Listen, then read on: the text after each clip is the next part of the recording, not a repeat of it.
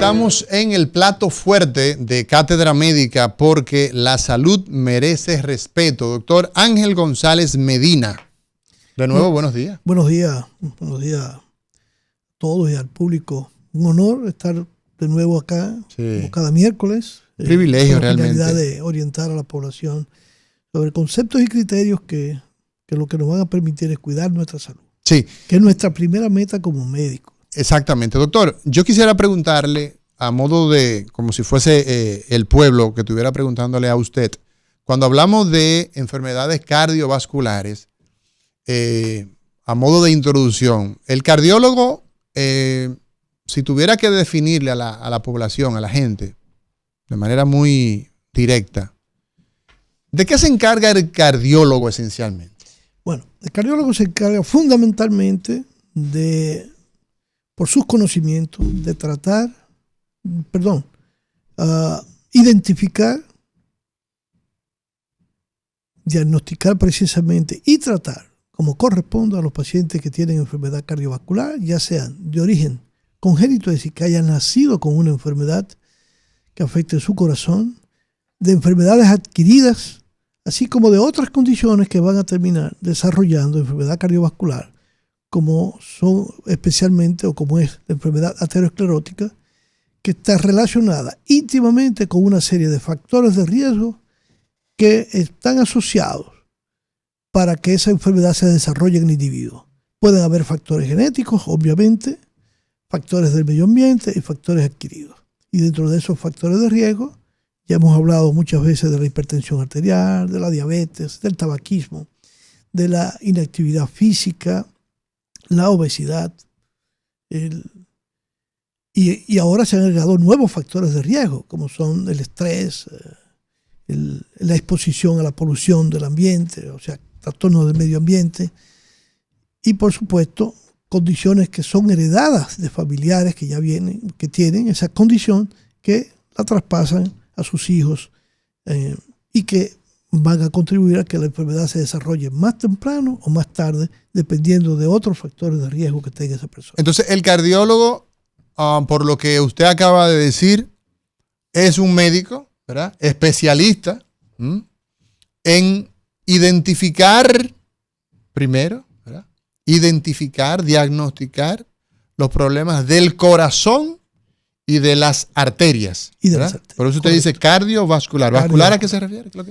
Vasculares son los vasos. Los vasos, ¿pero qué? ¿De cristales o de...? No, vasos arteriales y vasos venosos. Ok. O sea, del cuerpo. Los vasos del cuerpo. Los vasos son, los médicos le decimos, por donde los vehículos circula, por donde transita la sangre. Exacto. Que es, en un momento, ¿verdad?, como bomba que actúa el corazón y lleva la sangre a los diferentes tejidos para llevar los nutrientes y el oxígeno necesario para su función, y a través de las venas recoger esa sangre que ya se le ha quitado parte de esos nutrientes y componentes que son esenciales para la función de cada órgano, para reenviarla a los pulmones, cargarla de oxígeno de nuevo y que pueda realizar su función como tal.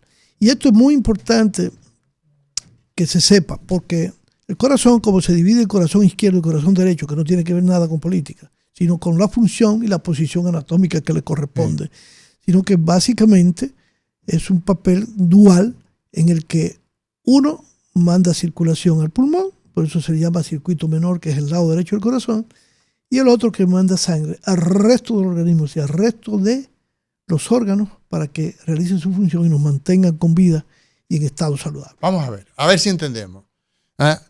Entonces, un cardiólogo es un médico que se formó como especialidad el corazón y las arterias y las venas, ¿verdad? Bien. Entonces, el primer papel que tiene el cardiólogo, ¿verdad?, es diagnosticar si hay un problema. Eso es lo primero. Correcto. ¿Verdad que sí? Y los problemas, usted decía que pueden ser problemas, ¿verdad?, que nacemos con ellos, ¿verdad?, y que se van generando también en el camino de la vida. En el trayecto de la vida. ¿Qué es lo más frecuente, doctor, a lo que se enfrenta el cardiólogo? Bueno, a lo que más frecuente... Por ejemplo, en los niños. ¿Hay problemas en los niños? Sí. Los niños, los problemas básicamente son enfermedades congénitas, es decir, ¿con quién?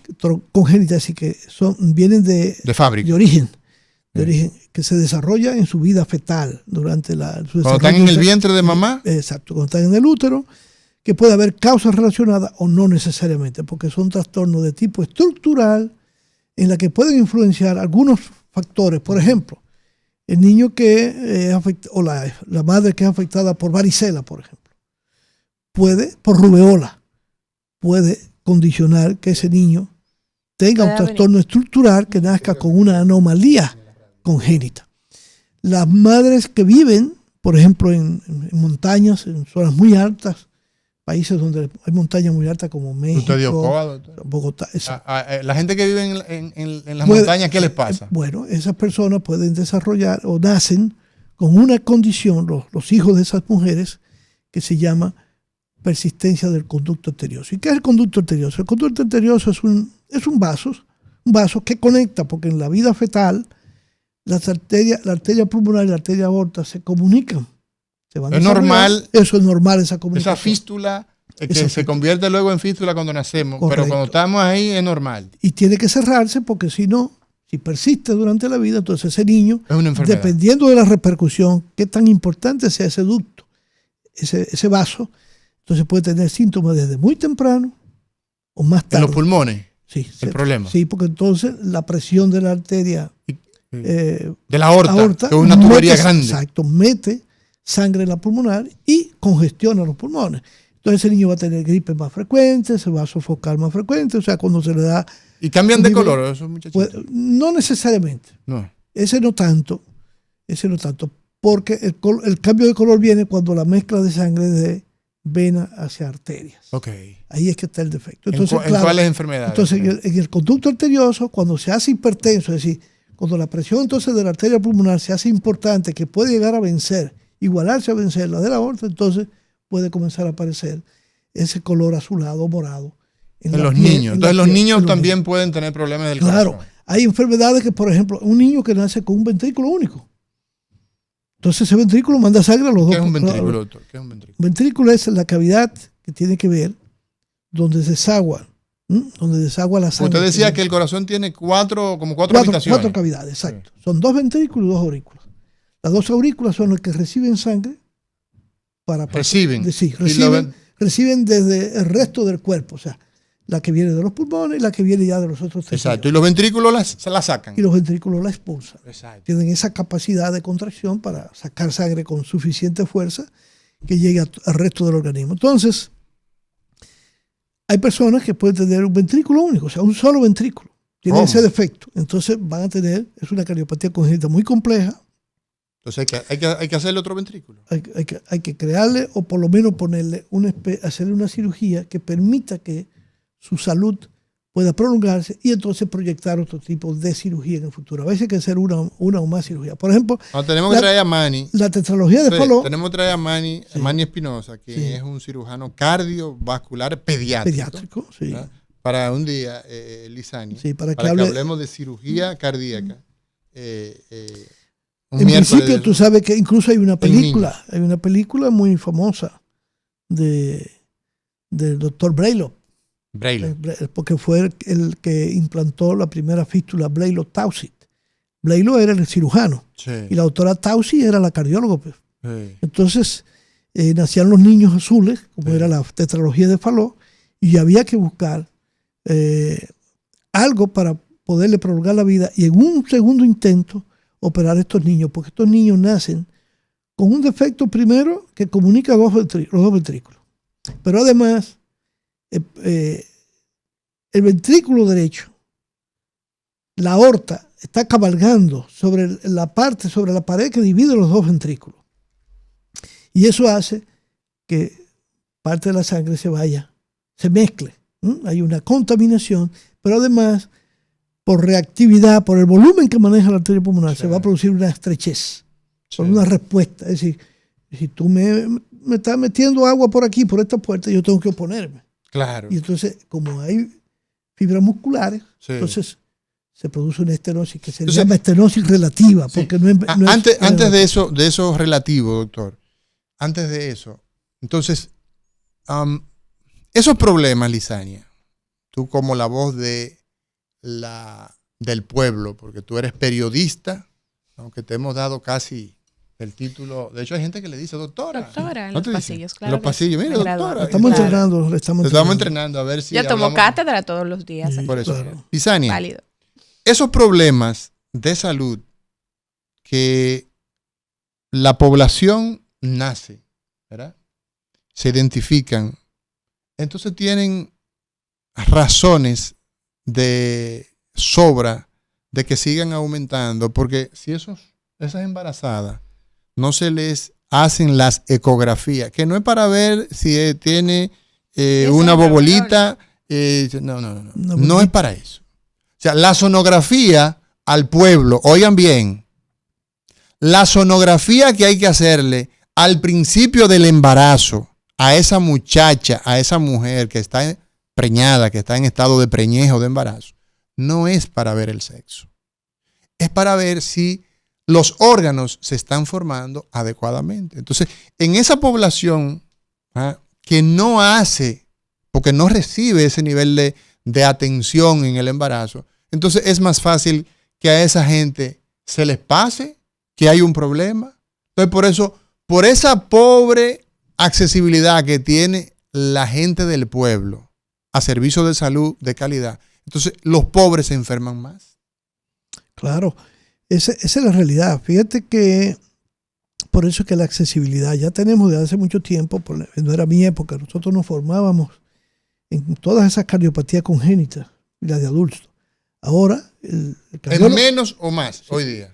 Bueno, es menos, porque en un sentido ahora los cardiólogos ya se dedican más a la cardiopatía del adulto. Exacto. Y cardiopatía congénita por eso a veces pasan los diagnósticos por debajo de la puerta, porque Sí. como ya se dedica a la parte de adulto, muchas veces está pensando que lo En que que tiene todo el mundo está sano. no, y que tiene una cardiopatía de adulto. Y si no pasó ese niño por buenas manos, pues No se pasó detecta desapercibida la temprano. enfermedad. Entonces las cardiopatías congénitas, hoy día, desde hace muchos años, Pero ya puede tenemos llegar los a- cardiólogos puede llegar a- pediatras. Puede llegar adulto, uno de estos, Claro. de estas. A veces hasta sorprendentemente hay pacientes que tú dices, ¿cómo pudo llegar a esta edad cuando tenía una patología que era muy importante? Sin manifestaciones. Sin ni nada. manifestaciones clínicas, haciendo actividad física. Y yo tengo un caso que debo compartirlo con ustedes, señores. Hay otras que no, perdón, Sí. hay otras que no, que se manifiestan desde el mismo nacimiento o tempranamente después del nacimiento. Y ahí voy, doctor. Yo tengo un caso que lo he comentado varias veces. Recuerdo que íbamos a hacer un procedimiento ese día. La persona que íbamos a operar, no hay manera de que se me olvide de esa cirugía que yo iba a participar ese día en el hospital Ney Arias Lora. Salgo por la emergencia y me dicen, doctor, venga, que hay un paciente aquí. Y cuando vemos un joven de unos 16, 17 años por ahí, estaba en la escuela el muchacho, con una hemorragia cerebral. ¿Vale?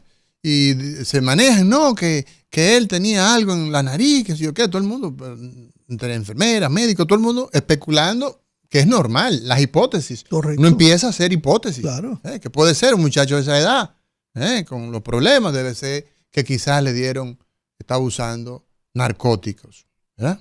El muchacho lo llevamos a cirugía, murió, desafortunadamente, y yo le dije a los familiares, hay que hacerle una autopsia, porque eso iba a terminar ahí. Tenía una coartación de aorta. Óigame, ese muchacho tenía un corazón, mira, un corazón hipertrófico, o sea, ese muchacho se quejaba durante todo el tiempo de dolor de cabeza. Él era hipertenso.